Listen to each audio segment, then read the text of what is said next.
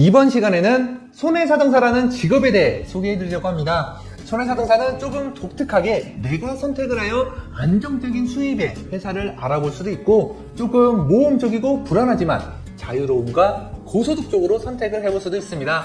그럼 어떤 장단점이 있는지 알아보겠습니다.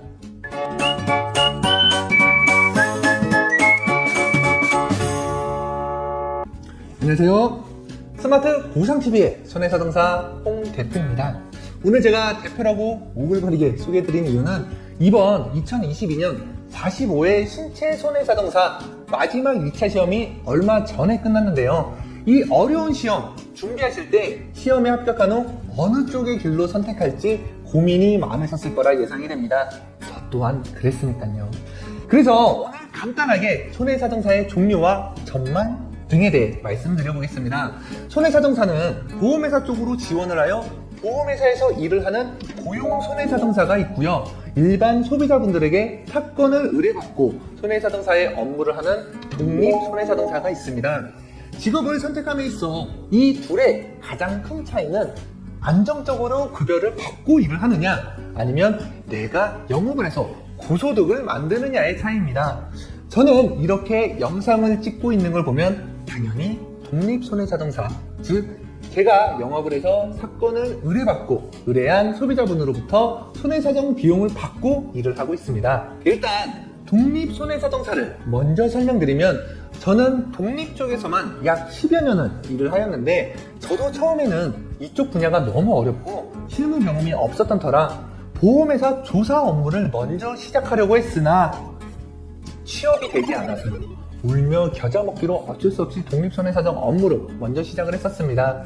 지금 현재 사무실을 운영하는 대표로 그동안의 경업직상의 느낌을 말씀을 드리면 사실 이쪽 독립손해사정사 정말 쉽지 않습니다. 면접을 보거나 하면 저는 정말 뼈 때리는 현실적인 얘기를 꼭 해주는데요.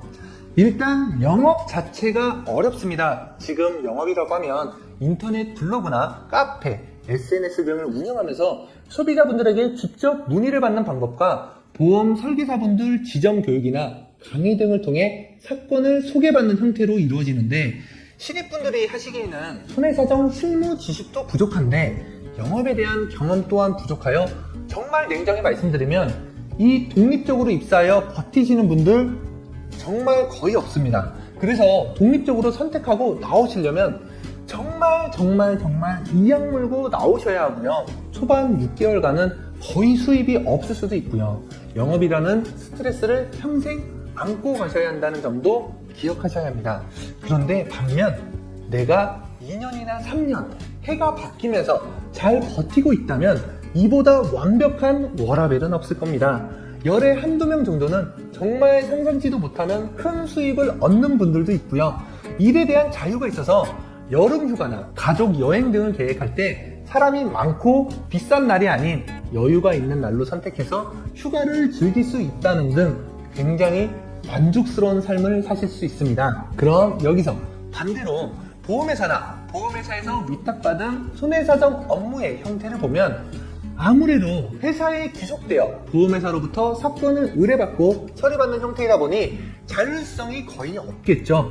그리고 최근에는 그래도 많이 좋아졌다라고는 하는데 업무량이 많다는 얘기를 많이 듣곤 합니다. 실제 저랑 같이 일하는 친구도 조사 업무를 하다가 이 독립적으로 넘어온 지 약 2년 정도 됐는데 다신 그쪽 업계로 돌아가지 않을 거라고 진짜 일이 너무 많아서 힘들었다고 이런 고충을 자주 얘기하곤 합니다. 대신 독립 쪽과 다르게 이쪽은 안정적인 월급을 받고 근무를 하기 때문에 소득에 대한 불안감은 덜합니다. 그리고 고용 손해사정 업무를 오래 하다 보면 결국 독립적으로 나오고 싶어하는 분들이 많이 계신데 젊은 친구들은 괜찮지만 아무래도 저처럼 가정이 있는 분들이라면 소득에 대한 불안정성 때문에 선뜻 나오기도 어렵다고 합니다. 자, 어떻게 손해사정사의 직업에 대해 조금 이해가 되셨을까요?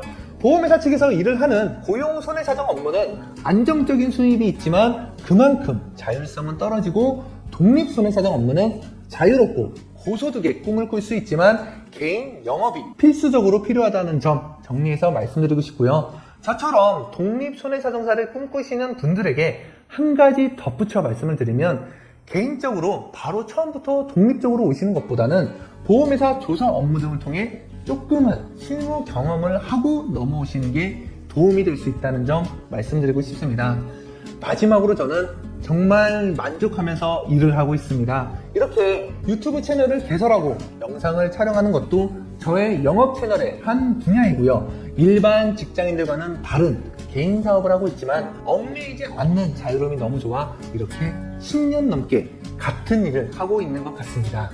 그럼 오늘 영상 여기까지 준비했고요. 아무쪼록 선택하는 직업군에서 승승장구하시길 바라면서 내용 좋으셨다면 구독과 좋아요 부탁드리겠습니다. 이상 스마트 보상TV의 손해사동사 홍신이었습니다. 감사합니다.